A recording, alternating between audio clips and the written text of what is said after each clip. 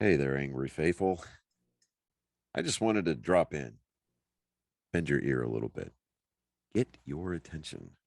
So if you're not listening, drop what you're doing and pay attention to me because I'm here to inform you that not only can you get your daily, maybe if you're binging it, I'm not sure, that's entirely up to you, but you can multiply your doses of angry me fuckery by paying attention to all of the platforms upon which you can find either the dulcet tones of my voice and David's voice or my pretty face and David's not so pretty face.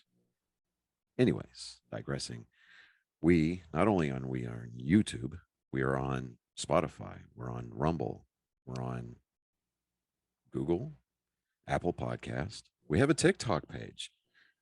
We're on Twitter, Instagram, and of course Facebook. So if you find yourself fuckery deprived, curl up with a nice hot mug of shut the fuck up and just listen. Open those ear holes and be prepared to be cream pied like it's the first time. Thanks for listening.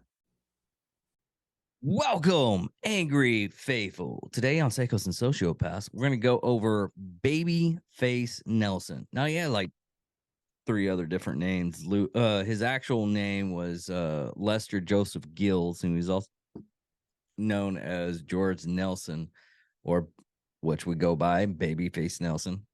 He was a bank robber back in the 30s. He actually was, I guess he's criminal partner with John Dillinger too. But his actual nickname, which derives from Gil being a short man with a youthful appearance, however, in a professional realm, Gil's fellow criminal dressed him as Jimmy, a violent bank robber. Lester Joseph Gill killed more agents of the FBI than any other criminal until he was dead. But here we go. Nelson was born Lester Joseph Gilson, December 6, 1908, in Chicago, Illinois, which, if anybody knows anything about Chicago, it's gangster territory. Well, Chicago. Chicago. I think I'm gonna say that each and every time. Where are you from? Chicago. I'm from Chicago. You kind of Chicago. You kind of make a little bit, but if you say Chicago, you're basically just shooting Chicago out of your mouth like a bullet. So kind of like that. I mean, you're lending credence to a heavy portion of Chicago's population, which happens to be Polish. This is coincidentally true. They all happen to be Bears fans. This is true. They like to wear the sweater vests. I love this. And eat the sausages. I love that. I'm sorry. That skit, like, okay, it is legendary. So just to kind of quantify the reason why I'm eating Cheetos right now, I dozed off. I was watching Firefly, for like the 100th time, and I dozed off. The only reason I woke up is because at my tender young age of 45, I woke up with acid reflux. I happened to look. Yeah, that happened. I'm like, fuck, So what do? Milk and a bag of crunchy Cheetos, not the puffy Cheetos. That's shit. If I wanted to eat cheesy puffs, I'd go buy a box or one of them barrels of cheesy puffs from Sam's, right? Yeah. Or Costco, whatever. Crunchy Cheetos. That's where it's at, boy.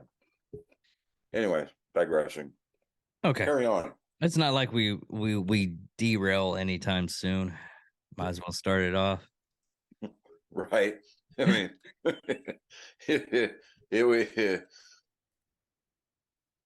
somebody might comment that there was something wrong with us if we didn't do that, if we had an entire show that stayed on topic.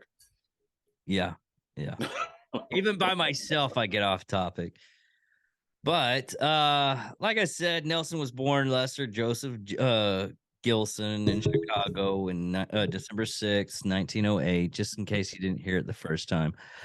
He was actually arrested in July 4th, 1921 at the age of 12 after he accidentally shot a playmate in the jaw with a pistol that he had found. Jesus Christ. He started out with a fucking bang, technically. He was served over a year in a state reformatory, which basically would be juvenile hall nowadays. Nelson was arrested again for car theft and joyriding at the age of 13 and was sent to penal school for an additional 18 months and released April 11th, 1924. He joined a gang during his mid-teens and became its leader in 1928. He married Helen. I am going to butcher that name all to hell. Hold on, Stephen Hawking's. Wawrizenak. I couldn't hear. Wawrizenak. Yeah, okay. Wawrizenak. Anyways, God,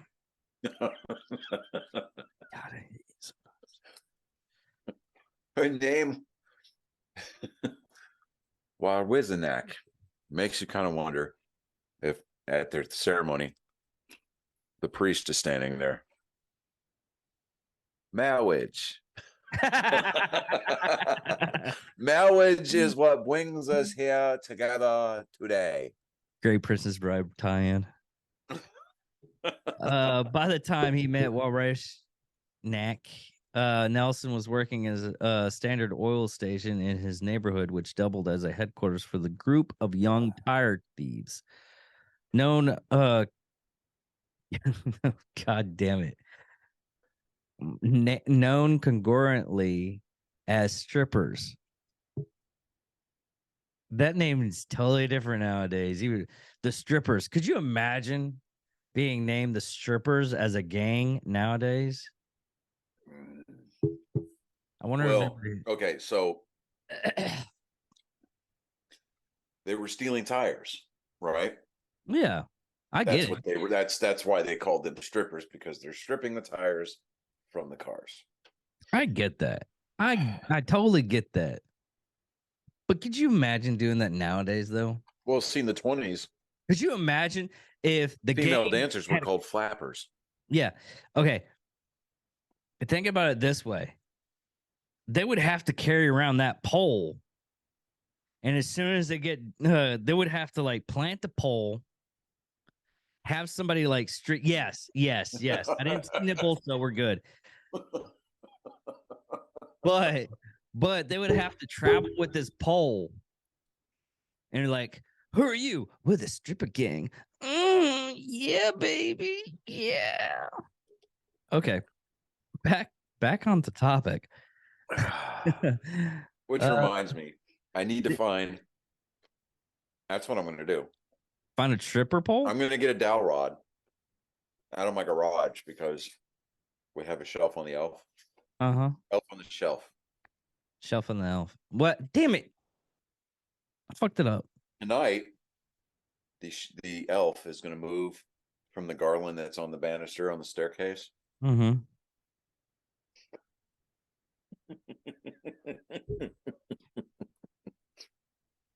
I'm going to put this elf on a pole. I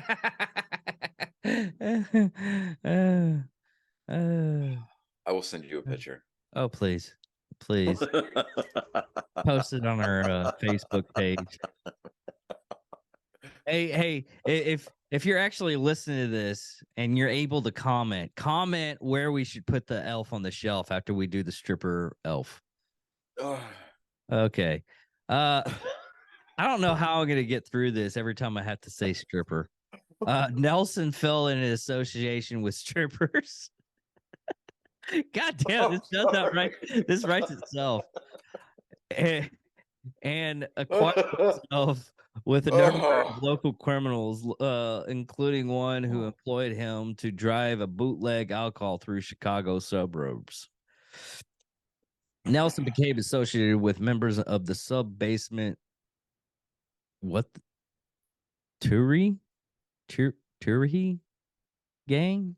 The suburb-based Toohey gang. Toohey gang. Okay. Now, within 2 years, Nelson and the gang were involved in organized crime, especially armed robbery. And on January 6th of 1930, the associates forced entry into the home of magazine executive Charles M. Richter. Now, after trussing him up, I love that term, trussing him up. They were using the terminology of the era. They probably got it off of a article. Maybe. After trussing him up with adhesive tape and cutting the phone lines, basically they duct taped him. Did they have duct They tape? ransacked the house and made off with approximately $205,000 worth of jewelry. Now that's equivalent to almost $3.3 million in 2021 dollars. That's probably about 15 million now because of inflation, but I'll go ahead. Yeah. Okay. Anyways, 2 months later, they carried out a similar robbery at a bungalow of Lottie Brenner von Below on Sheridan Road. This job netted approximately $50,000 worth of jewelry. After the crime, Chicago newspapers, see what I did there? Chicago newspapers nicknamed the group the Tate Bandits. Ooh, they're the Sticky Bandits. Dude. Right? Sticky Bandits. Now, on April 21st of 1930, Nelson robbed a bank for the first time, making off with approximately $4,000.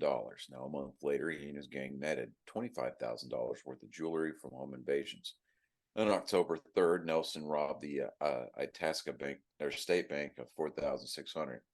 A teller later identified him as one of the robbers. 3 nights later, he stole the jewelry of the wife of Chicago Mayor Big Bill Thompson, valued at $18,000. Now, she described her attacker, saying he had a baby face. He was good looking, hardly more than a boy, had dark hair, and was wearing a gray top coat and a brown felt hat, turned down brim. Nelson and his crew were later linked to a botched roadhouse robbery in Summit, Illinois on November 23rd of 1930. In the ensuing gunfight, 3 people were killed and 3 wounded. 3 nights later, Nelson's gang robbed a tavern on Waukegan Road, and Nelson committed his first murder of note when he fatally shot stockbroker Edwin R. Thompson. Now, throughout the winter of 1931, most of the Tate Bandits were rounded up, including Nelson. The Chicago Tribune referred to their leader as George Babyface Nelson, who received a sentence of 1 year to life in the state penitentiary at Joliet. That's what that's pronounced, Joliet. Nelson escaped during a prison transfer in February 1932. Now, through his contacts with the Toohey gang, Nelson fled west to Reno, where he was harbored by William Graham, a known crime boss and gambler. Using the alias Jimmy Johnson, Nelson went on to Sausalito, California, where he worked for bootlegger Joe Pariente. Now, during his San Francisco Bay Area crime ventures, Nelson met John Paul Chase and Fatso Nagari, who later became close associates. Now, in Reno the next winter, Nelson first met the vacationing Alvin Karpis, who in turn introduced him to Midwest bank robber Eddie Bentz. Teaming up with the Bentz, Nelson returned to the Midwest the next summer. He committed a major bank robbery in Grand Haven, Michigan, on August 18th of 1933. In his first in the area. The robbery was not lucrative, though. Most of those involved made a full escape.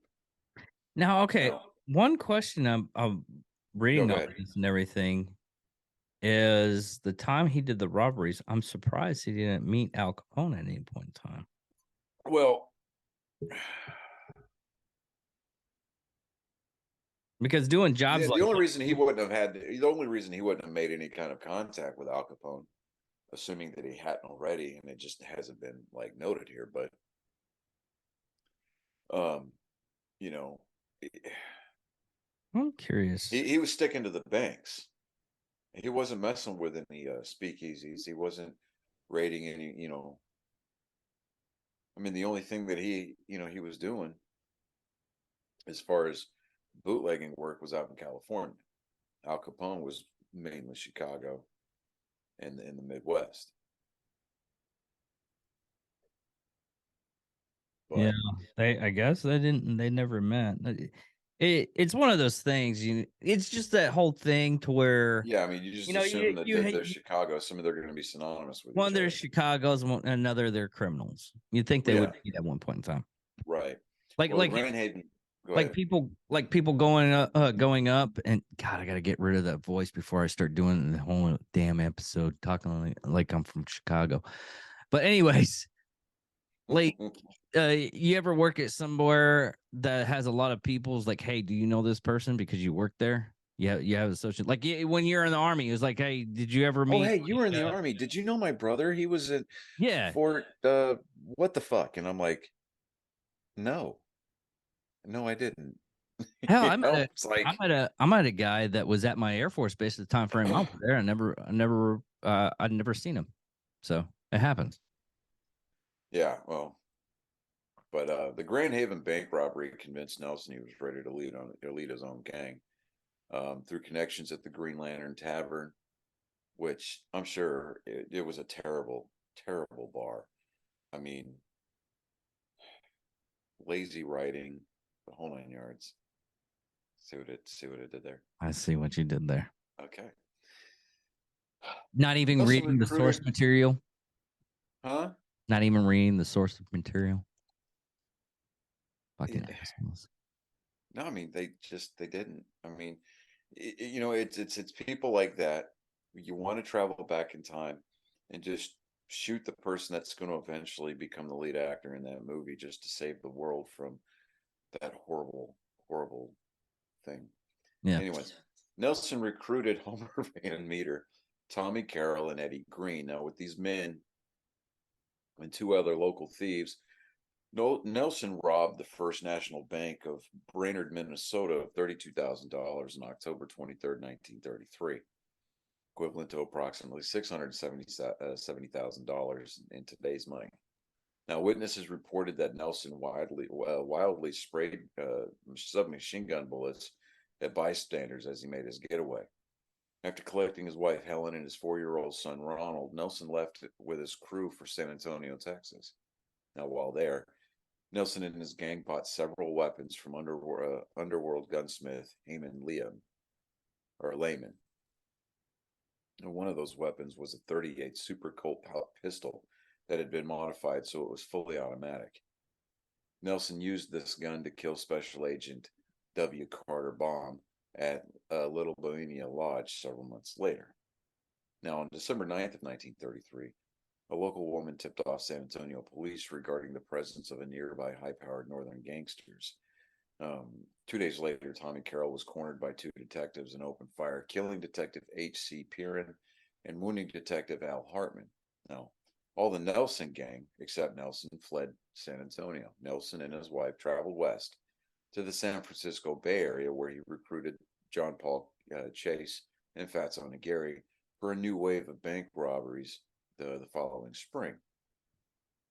Now, he did have a partnership with John Dillinger. Now, on March 3rd, 1934, Dillinger made his famous wooden pistol escape from the jail in Crown Point, Indiana. Now, although the details remain in some dispute, the escape is suspected to have been arranged and financed by members of Nelson's newly formed gang, including Homer Van Meter, Tommy Carroll, Eddie Green, and John Red Hamilton, with the understanding that Dillinger would repay some of the part of the bribe money out of his share of the first robbery. Now, the night that Dillinger arrived in the Twin Cities, Nelson and his friend John Paul Chase were cut off by another car driven by local paint salesman Theodore Kidder. Nelson lost his temper and gave chase, crowding Kidder to the curb. Now, the salesman exited his vehicle to protest, whereupon Nelson shot him dead. 2 days after this, the new gang, with Hamilton's participation as the sixth man uncertain, struck the Security National Bank at Sioux Falls, South Dakota. Now, in the robbery, which netted around $49,000, that number is up for dispute.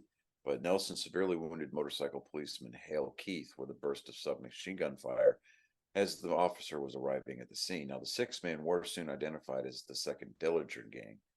Now, due to Dillinger's extreme notoriety. Now this was due to the extreme notoriety of Dillinger, but the gang had no official leader. Now, on March 13th, a week after the robbery in Sioux Falls, the gang robbed the First National Bank in Mason City, Iowa. And Dillinger and Hamilton were both shot and wounded in the robbery, where they made off with $52,000. And on April 3rd, federal agents ambushed and killed Eddie Green, though he was unarmed and they were uncertain of his identity. In the aftermath of the Mason City robbery, Nelson and John Paul Chase fled west to Reno, where their old boss Bill Graham and Jim McKay were fighting in a federal mail fraud case. Years later, the FBI determined that on March 22nd, 1934, Nelson and Chase abducted and killed the chief witness against the pair, Roy Fitritz. Fitritz's quartered body was said to have been thrown down an abandoned mine shaft, and he was never found. On the afternoon of April 20th, Nelson, Dillinger, Van Miller, Carl, and Hamilton, and the Gaydon associated Aaron Run Pat Riley, accompanied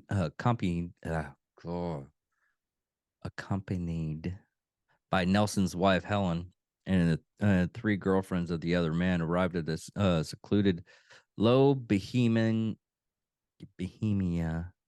lounge in Muskogee Waters, Wisconsin. Man, I am not able to talk today. Manitowish Waters, Wisconsin, for the weekend of rest. The gang connected to the resort apparently came from a previous dealings between Dillinger's attorney, Louis Piquet, and lodge owner Emily Watkins. Fuck Polish people. I hate them all now. Huh? It's Emil Wanataka. Okay. Though gang members greeted him by name, Wanataka maintained that he was unaware about the identities until sometime later that night. According to Brian Bros' book, Public Enemies, America's Greatest Crime Wave and the Birth of the FBI, 1933 and 1934, this most likely happened when Watanka was playing cards with Dillinger, Nelson, and Hampton. Messed that name several times. There we go. When Dillinger won a round and ranked in the pot, Wantika caught a glimpse of Dillinger's pistol concealed into his coat and noticed that Nelson and the others had shoulder holsters. By the way, I looked at that gun, the Super .38. It looks super cool. Yeah. Yeah, it's just like well, if you put one round in the chamber, it's regular 1911. Could you imagine going full auto with only fucking full auto with a 45? With no .38. I know that it was a 38, but yeah, going full auto on a 1911. No. but even still, just the basic fact of it would be that. Yeah. I mean, all right, everybody. The following day, while she was away from the lodge with her young son at the children's birthday party, when Tonka's wife informed a friend, Harry Voss, that Dillinger's gang was at the lodge, and the FBI was essentially given a tip early in April 22nd. Melvin Purvis and a number of agents arrived by plane from Chicago And the gains departure imminently, attacking the lodge quickly and with little preparation, without notification, obtaining help from the local authorities. When Tonka offered $1 dinner special on Sunday night, and the last of the crowd, estimated as 75 people, were leaving as the agents arrived in the front driveway. A 1933 Chevrolet Coupe was leaving at the moment with three departing lodge customers: John Hoffman, Eugene Bonesney, no, Stephen Hawking, Boys know. Boys know, and John Morris, who apparently did not hear the order to halt because the car radio drowned all the agents yelling at them to stop. The agents quickly opened fire on them and instantly killing them, wounding the others and alerting the gang members inside. Adding to the chaos at this moment, Pat Riley returned to the lodge after an out of town errand for then Meter. According to John Hamilton's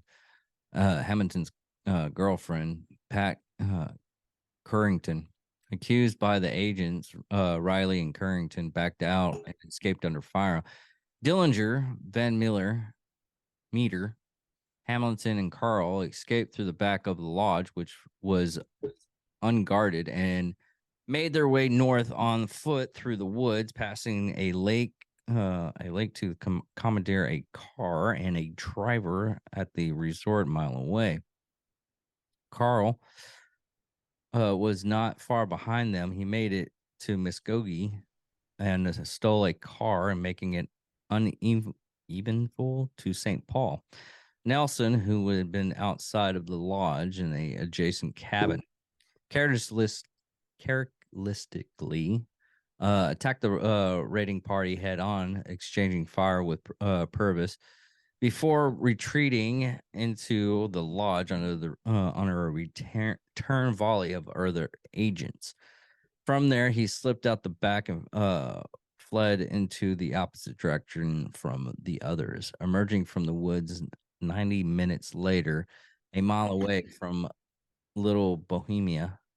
Nelson kidnapped the lounge couple from their home and ordered them to drive him away. Apparently dissatisfied with the car's speed, quickly ordered them to pull up at a bright lit house where the switchboard operator Alvin Cooner,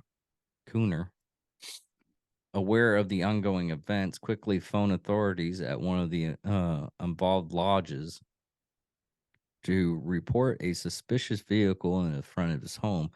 Shortly after Nelson had entered the home, taking the Cooners hostage, Elming Watika arrived with his brother-in-law, George Laporte,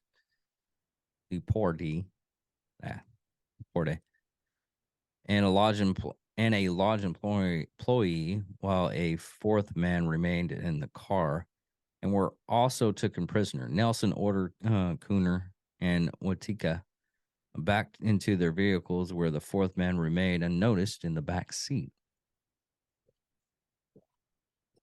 As they prepared to leave, with Watinka driving at gunpoint, another car arrived with two federal agents, W. Carter Broom and J. Newman, as well as local constable Carl Christinen.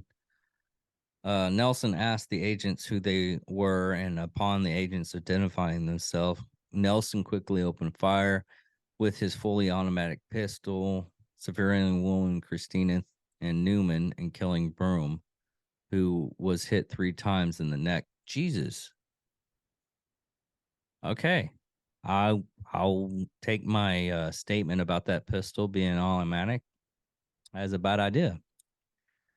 Nelson was later quoted as having said that Broom and had him cold and could not understand why he had not fired.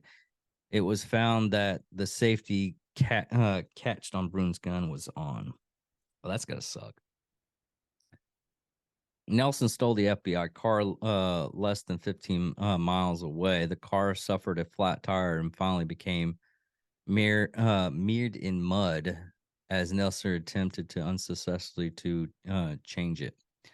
Back on foot, he wandered into the woods and took residence in Chippewa family in their secluded cabin for several days before making his final escape and another commandeered vehicle. He stole another vehicle.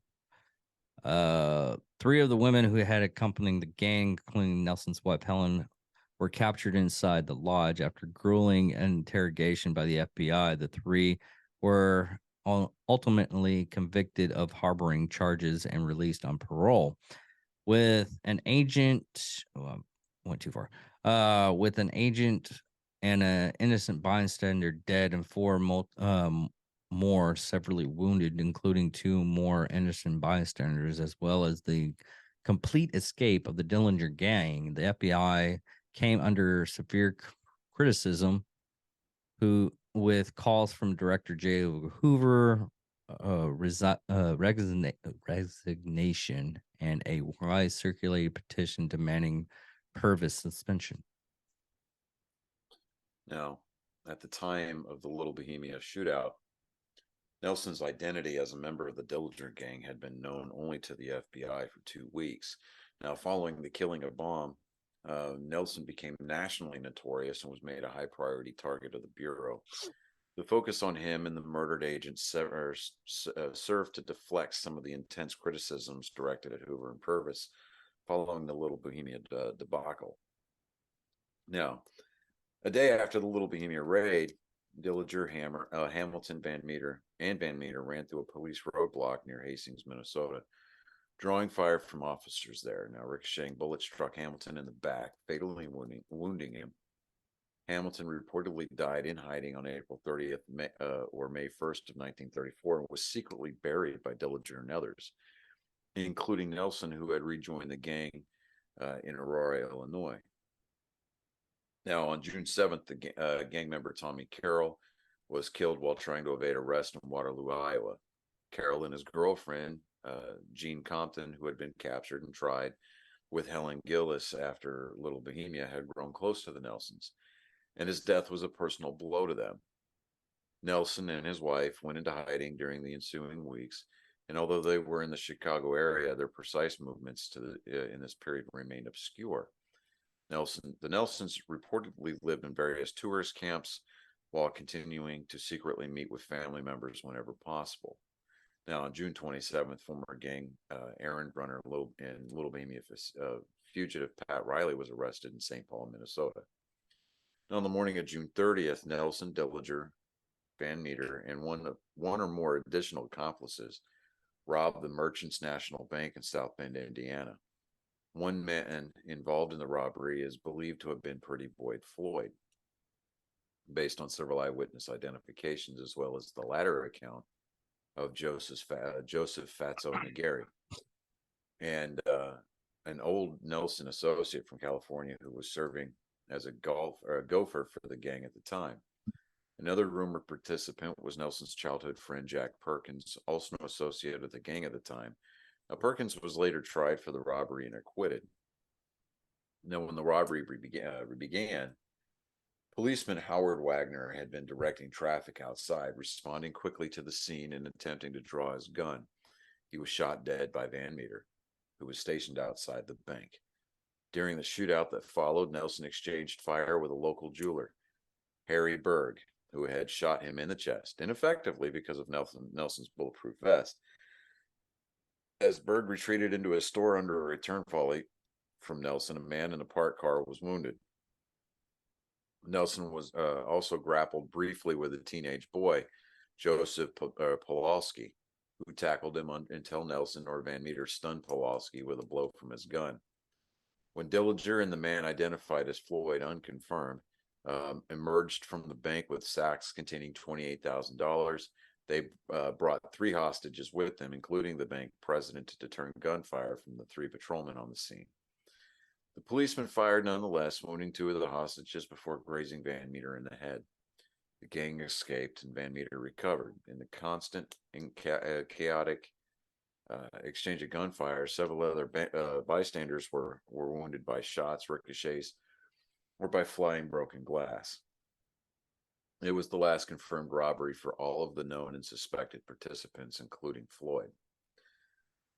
During the month of July, as the FBI manhunt for him continued, Nelson and his wife fled to California with associate John Paul Chase, who remained with Nelson for the rest of his life. Upon their return to Chicago on July 15th, the gang held a reunion meeting at a favorite rendezvous site. When the meeting was interrupted by 2 Illinois state troopers, Fred McAllister and Gilbert Cross, Nelson fired on their vehicle with his converted machine gun pistol, wounding both men as the gangsters retreated. Cross was badly wounded, but he and McAllister survived. Nelson's responsibility was uncertain until verification came later in the form of a confession from Chase. On July 22nd, 1934, Dillinger was ambushed and killed by FBI agents outside the Biograph Theater in Lincoln Park, Chicago. The next day, the FBI announced that Pretty Boy Floyd was now public enemy number 1. On October 22nd, 1934, Floyd was killed in a shootout with agents including Melvin Purvis.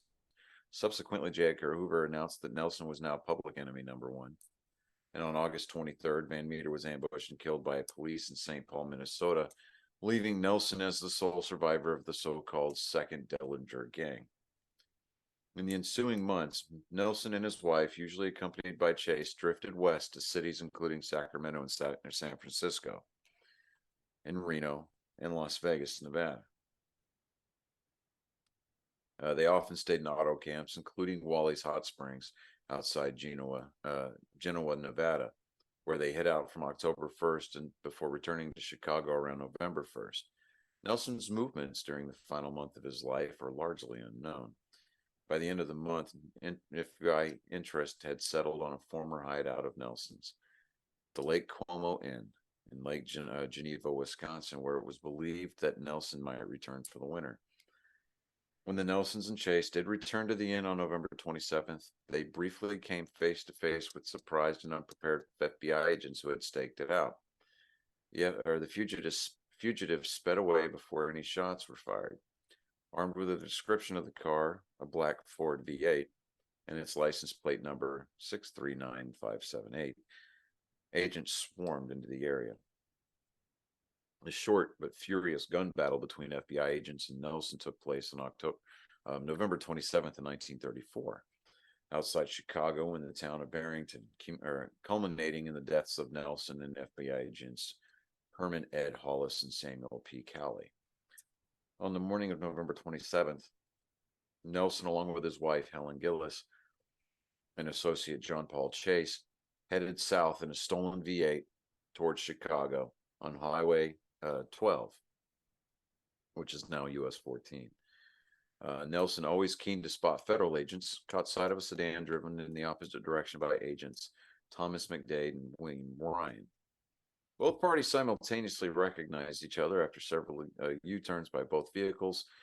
Nelson wound up in the pursuit of the agent's car. When Nelson's powerful Ford caught up with the agent's slower sedan, Chase opened fire on the agents. Ryan and McDade returned fire, sped up, and then pulled into a field and awaited Nelson and Chase, who had stopped pursuing.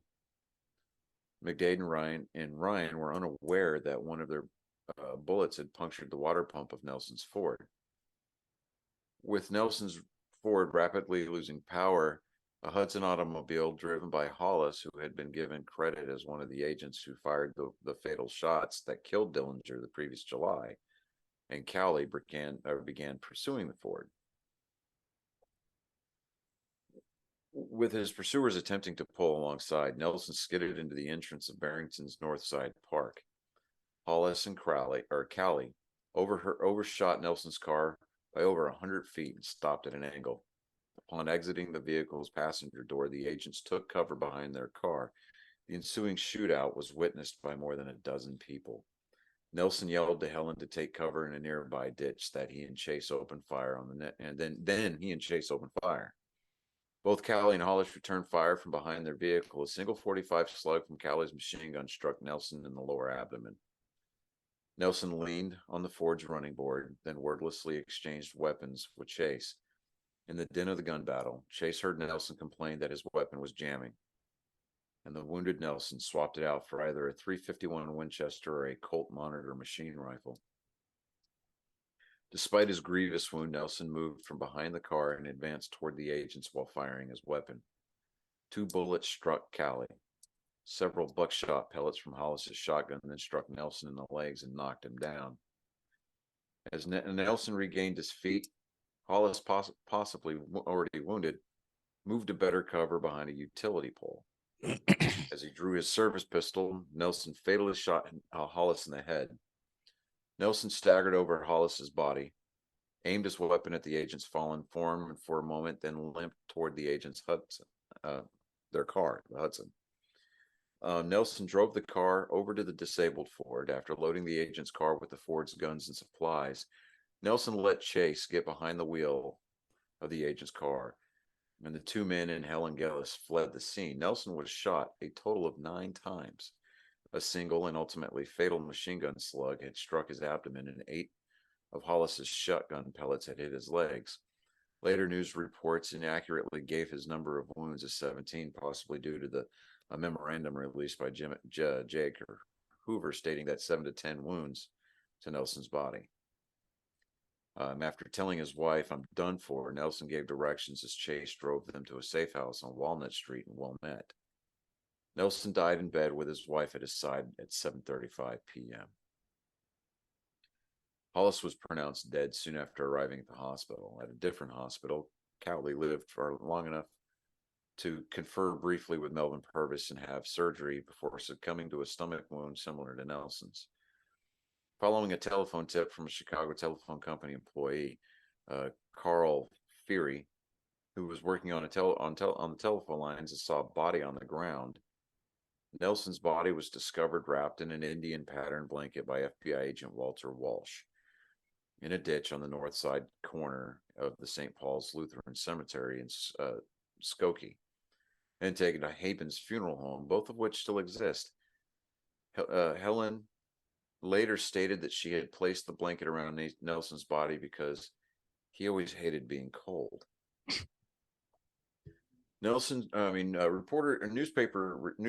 I cannot talk today. Newspapers reported, based on the aggressive wording of the order from J. Edgar Hoover, find the woman and give her no quarter, that the FBI had issued a death order for Nelson's widow, who wandered the streets of Chicago as a fugitive for several days, described in print as the U.S.'s first female public enemy.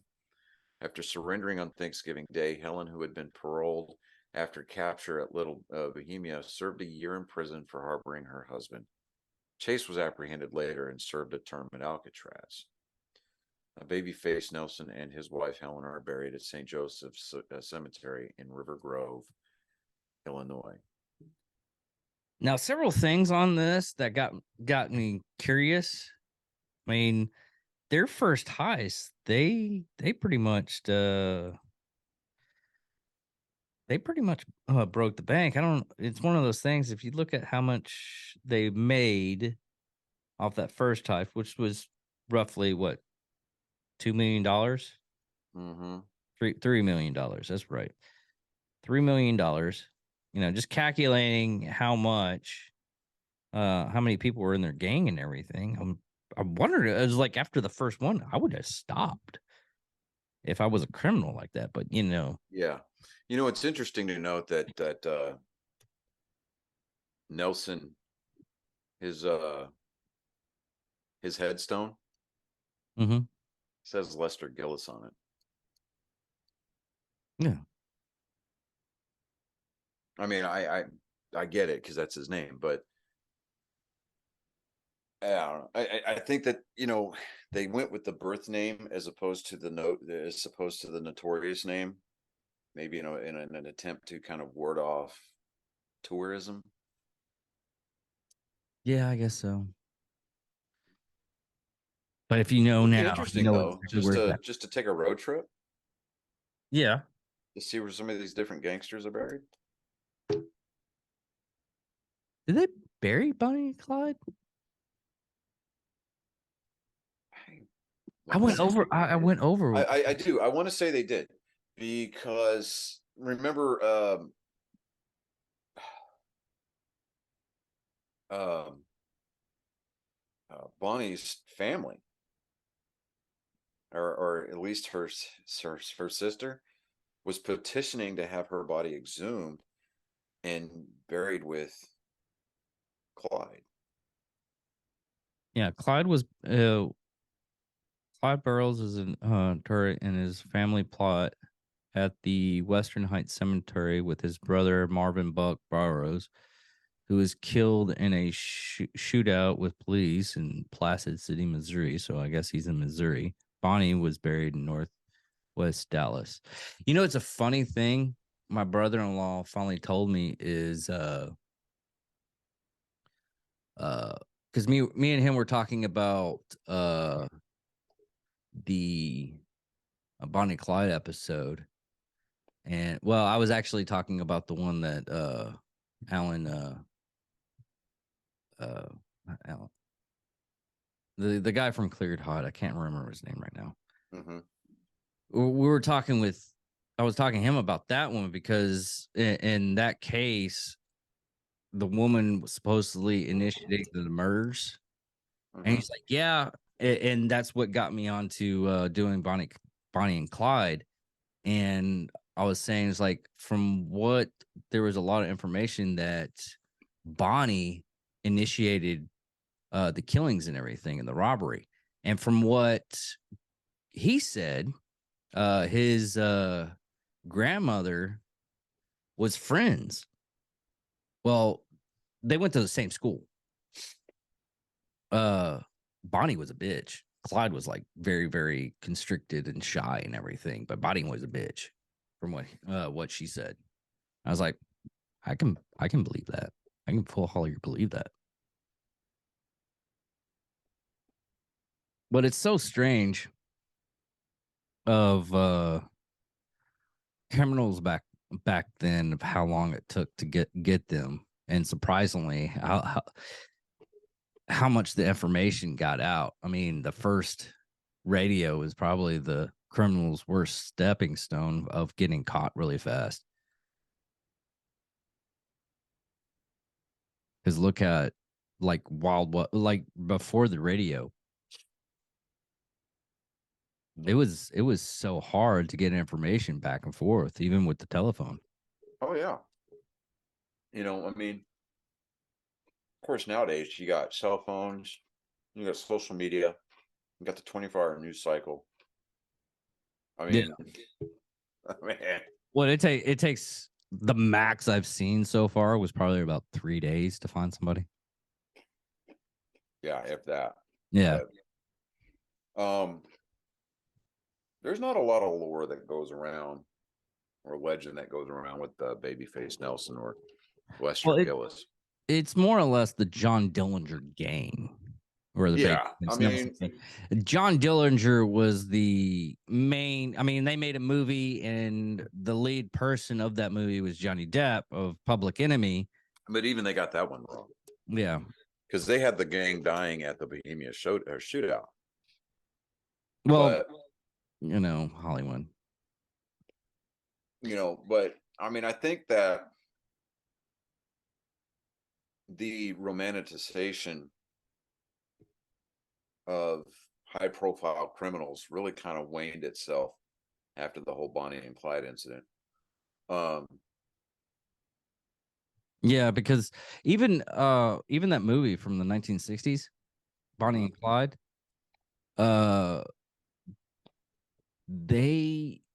the Highwayman is 100 times better because Frank Hames was a badass. Yeah. In the Bonnie and Clyde movie, the guy that played Frank Hames, even though, you know, he's a good actor, but you can only do what's written on you. But Frank Hames in that was, oh my God, Even Oh though yeah, absolutely. because it was the guy from Uncle Jesse from Dukes of Hazzard. Yeah. But in all reality, Frank Haynes was just I wouldn't want to cross him. He was like the main man back then. If you cross paths with Frank Haynes, you fucked up. Yeah. But what was it BC was telling me about because he read the Frank Haynes story, and that's what we were talking about. Right. And he was a just man, and a lot of people don't know that. It's just so sad that if you want to have like an interesting story and everything, you have to villainize the cops sometimes, as You do. bump. Now, I mean, comparatively speaking, um, like after the Boston Marathon bombing, Mm-hmm. you started seeing the surviving bomber. He's, I mean, he has girls swooning over him. I don't get that. And I'm just I like, mean, I get it, but I mean, well, I mean, I get it too because it's a reflection of the public education system. yeah. But I'm just like, good God, I mean, it's insane. You can't fix that shit. You can't, but you can duct tape the hell out of Mm-hmm. it. Did they have that? That was one thing I was trying to ask. Did they have duct tape in the I'm sure they did. 1930s? How was duct tape invented? I'm just curious now. I don't know. It's worth a Google. Yeah.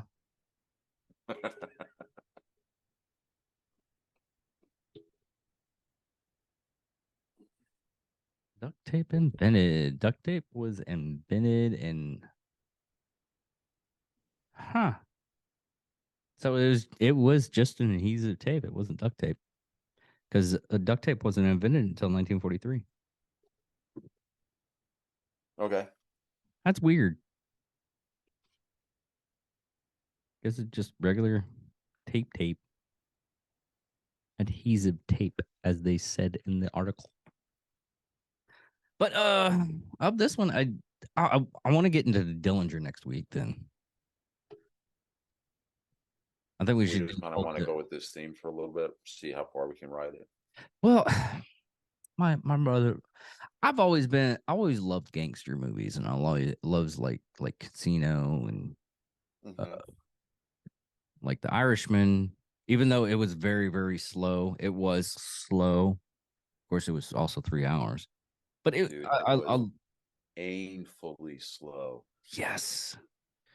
I mean, You could have cut that. I'm sorry. You could have cut a lot of that stuff out, but I don't know. I understand. Good. that was nothing more than the director cashing in one last time on the aging cash cows that are Al Pacino and Robert De Niro, and I think Joe Pesci was in that movie too. Yeah, Joe Pesci was in it, but he was very, very. He actually, if you go with Joe Pesci and Robert De Niro, not Robert De Niro, Al Pacino, they switched roles in this one Yeah. because Al Pacino was the hothead, which Joe Pesci's always played the hothead. Yeah. But he still has the chops. It's too bad he retired. It took several times to get Joe Pesci to play that role. They had to like rein in. Well, when he figured he was getting typecast, it was time to hang it up because he wasn't going to get any other kind of roles. I would have put him in. He's done comedy. He's really good at comedy. What was that one? Oh yeah, but he still played a hothead. I mean, look at his role in the Lethal Weapon movies. He wasn't a hothead. He was just bumbling. Yeah, but he was always losing his temper. He wasn't losing his temper. He was just Yeah, he very. was. Well, okay, so he's like, look at this little phone.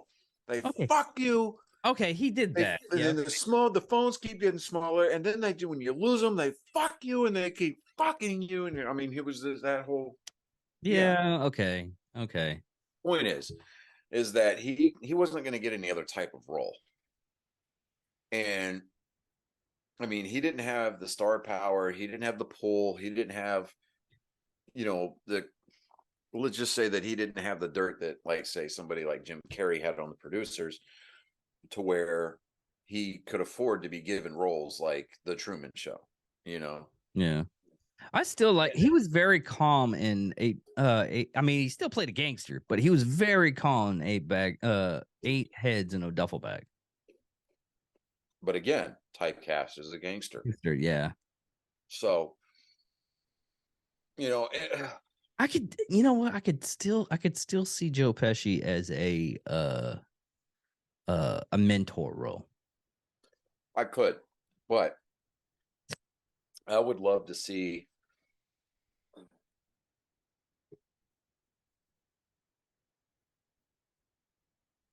Yeah, I would love to see Joe Pesci come back and do like kind of like a father, fatherly type role.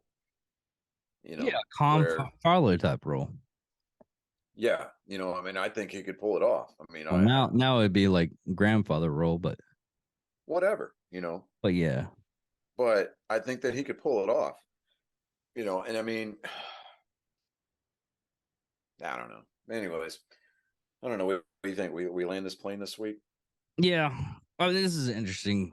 I like I said, I really like gangster stuff, and we really it's like we covered the Valentine Day massacre, but we never really covered Al Capone either. We can go out through the gangsters and everything. But anyways, everybody, again, I'm David Dickerman. I'm Johnny Skelton, stuffing my face with Cheetos and milk. This is Psychos and Sociopaths. Thank you all for listening. Thank you all for watching. Dunka. Cheerio. Stay classy, San Diego, and go fuck yourself. Yes.